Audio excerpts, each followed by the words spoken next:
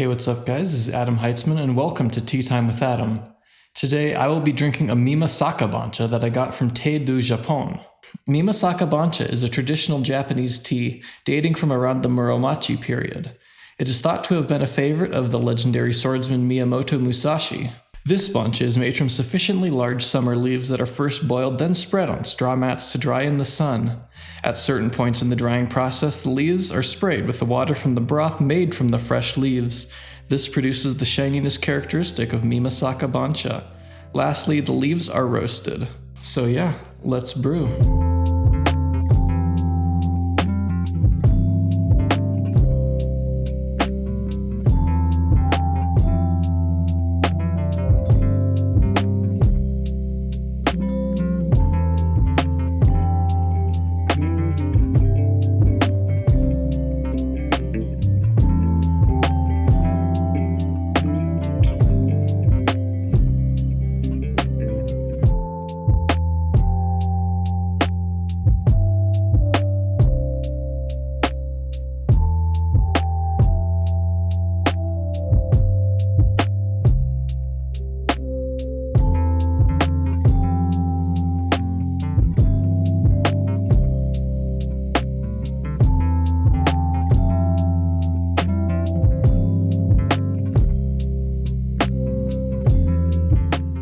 We got the first infusion right here.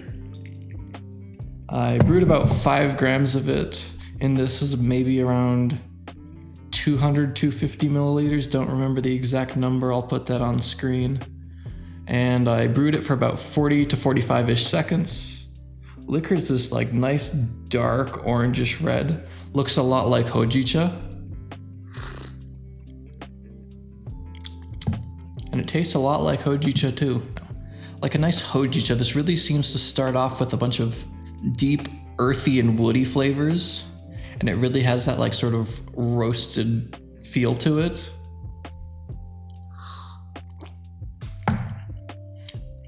But it's also got a nice astringency under everything. And yeah, I've had this tea a couple times before, and it does evolve nicely with where that astringency goes to, so.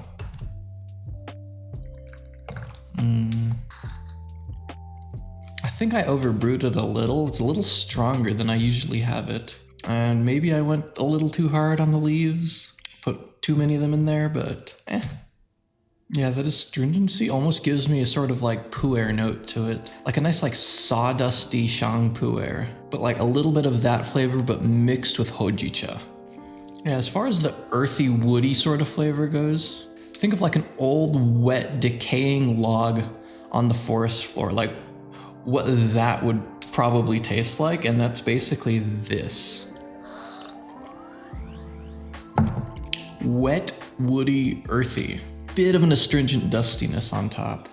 Maybe I'll go 25, 30 seconds on the next infusion. See if I can get a more balanced flavor out of it.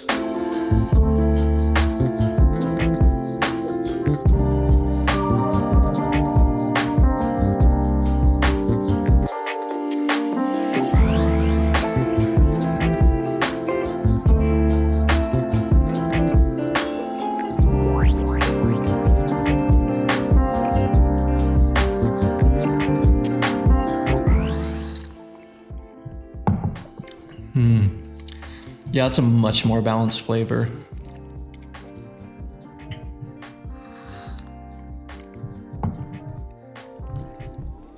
It doesn't have that overwhelming astringency that the first one did. That was like impossible to ignore. And the earthiness has also died down slightly. It's very woody this time.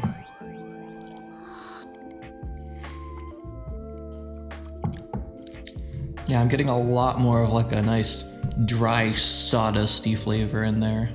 I almost want to say there's a bit of like a dried fruit, dried apricot sort of flavor, like way in the back of there, but I can't really tell.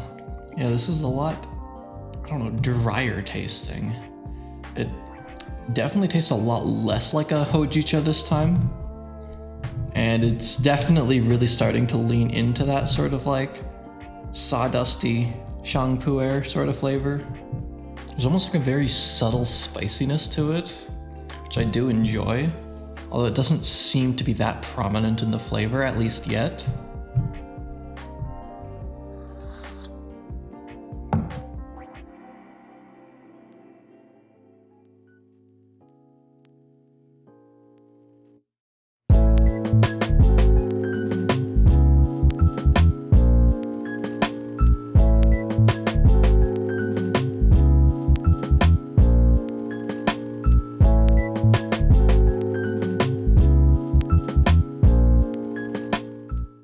Third infusion. Here we are. Even with brewing it for 40 seconds, it's still a lot lighter than the last one.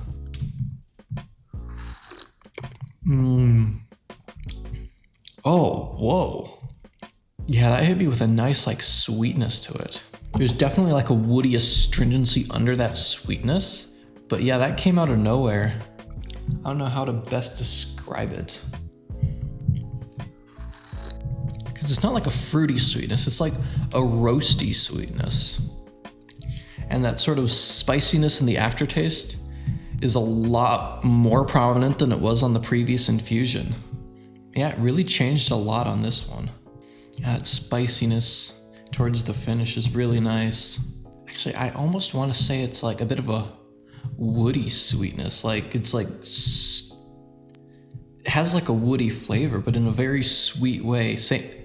It's definitely got the roastiness in there too. But yeah, this is a different kind of like flavor profile than I'm used to, even though it's familiar. It's like familiar yet different. Yeah, because these are all like notes I've had before in plenty of teas, you know? It's still got that hojicha feeling, it's still got that shang feeling, right? But it's just put together in a way that seems familiar yet different at the same time. Also, this tea just has the coolest looking leaves. Very inconveniently large, but cool looking nonetheless. Man, I like speed ran this infusion. It was so good, I just couldn't stop drinking it. And yeah, I think that's where I'm gonna stop it for today. It usually stops getting good after around 3 or so infusions, so yeah. Thank you for watching Tea Time with Adam. Remember to like, comment, and subscribe, and I'll see you next time.